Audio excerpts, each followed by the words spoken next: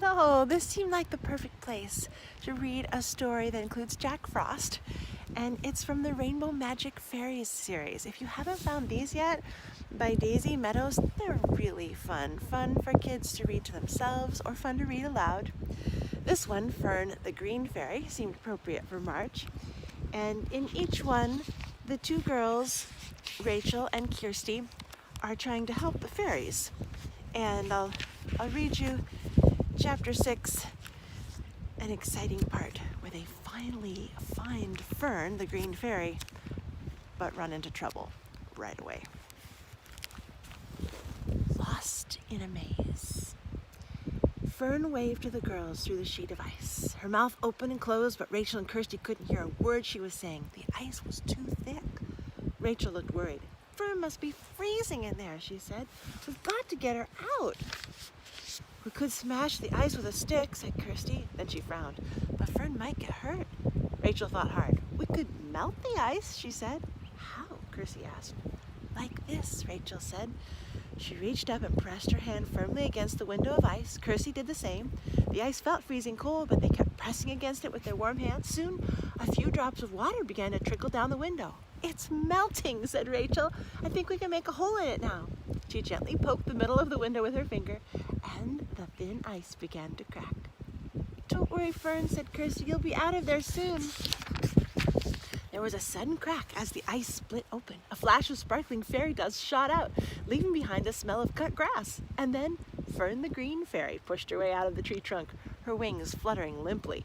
She wore a bright green top and stretchy pants with pretty leaf shapes around her waist and neck. She had small acorn-colored boots on her tiny feet, earrings, and a pendant that looked like a little green leaf. Her long brown hair was tied in pigtails, and her thin emerald wand was tipped with gold. I'm so cold, the fairy gasped, shivering all over. She floated down to rest on Kirsty's shoulder. Let me warm you up a bit, said Rachel. She scooped the fairy up and held her in her cupped hands. Then she blew gently on her. The warmth of Rachel's breath seemed to do the trick. Fern stopped shivering, and her wings straightened out. Thank you, she said. I feel much better now. I'm Rachel, and this is Kirsty, Rachel explained. We're here to take you to the pod at the end of the rainbow.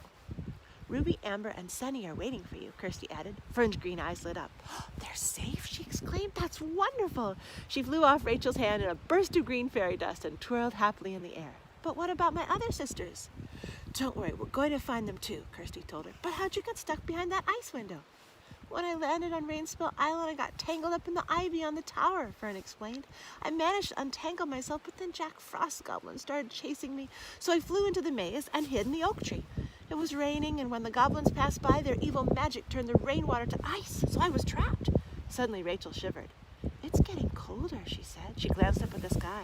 The sun had disappeared behind a cloud, and there was a sudden chill in the air. The goblins might be close by, Kirsty gasped, looking scared. Fern nodded. Yes, we'd better get out of this garden right away.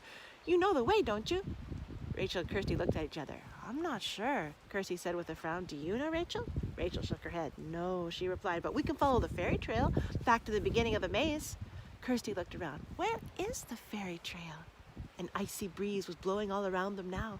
The green fairy leaves were drifting away and disappearing. Oh no, Kirsty cried. What are we going to do now?